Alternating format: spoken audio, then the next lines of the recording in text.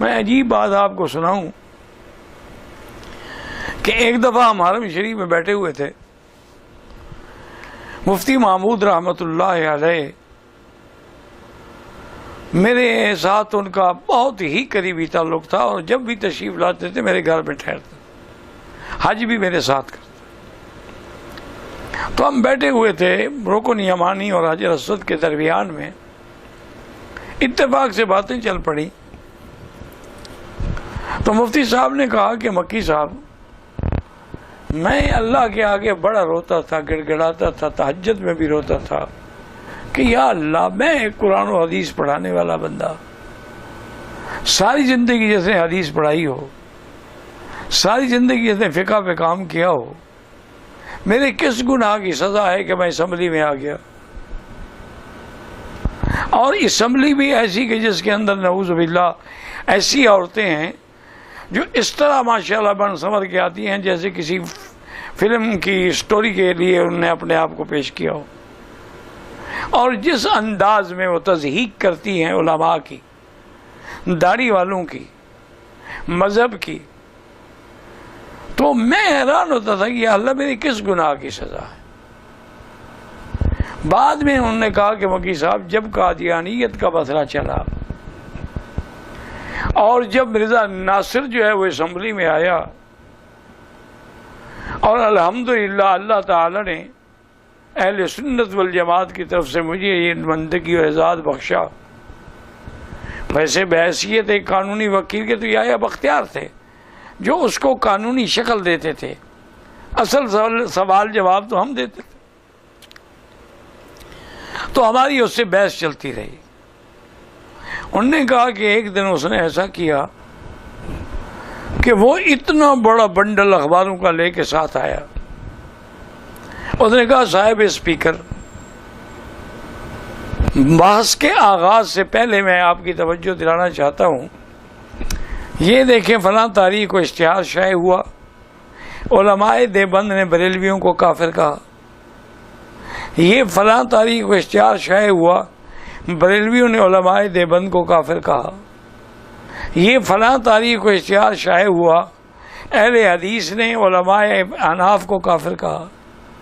اور یہ اس طرح اس نے سارے وہ اشتہارات جو تھے وہ پیش کیے۔ انہوں نے کہا جناب اسپیکر، ان مولویوں کو تو عادت ہے کافر کہنے کی، اگر انہوں نے ہمیں کافر کہا ہے تو آپ اتنا سنجیدگی سے کیوں لے رہے ہیں؟ یہ تو کہتے ہی رہتے ہیں، یہ لوگوں کو مسلمان کم بناتے ہیں، کافر زیادہ بناتے ہیں۔ انہوں نے کہا اس نے ایسی یعنی مغز تقریر کی کہ اسمبلی اس سے بڑی متاثر ہوئی، اور سب کی نظریں اب مجھ پہ لگی ہوئی تھی کہ مفتی صاحب اس کا کیا جواب دیتے ہیں، یہ حقیقت ہے، اب حقیقت سے تو انکار نہیں کیا جا سکتا۔ تو میں جب جواب کے لیے کھڑا ہوا تو میں نے کہا صاحب اسپیکر، مرزا ناصر نے جو کچھ پیش کیا بالکل ٹھیک ہے، میں مانتا ہوں، میں تسلیم کرتا ہوں، لیکن علماء دیوبند نے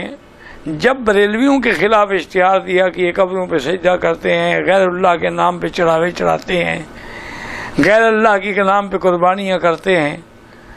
یہ الزامات لگائے گئے کہ ان وجوہات کی بنا پر ہم انہیں کافر کہتے ہیں،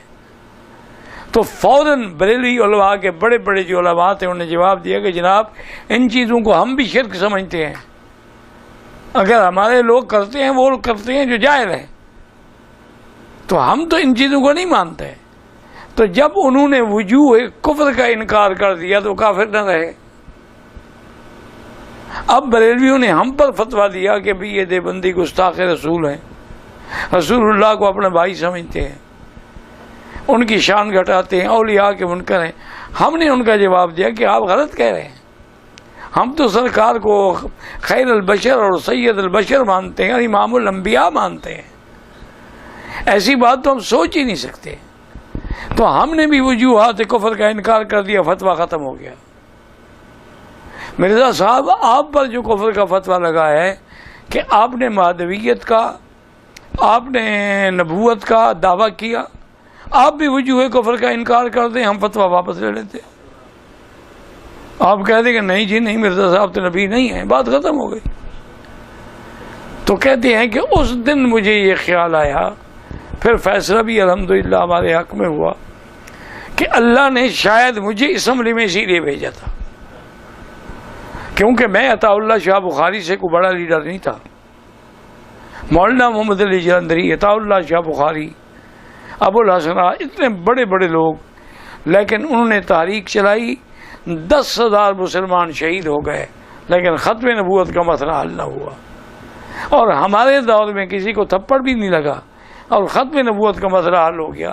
وجہ کیا تھی کہ ان کے پاس باہر کی قوت تو تھی، اسمبلی میں قوت نہیں تھی. اب ہمارے پاس اندر بھی قوت تھی، باہر بھی قوت تھی، اس لیے ہم اس مسئلے میں کامیاب ہوئے.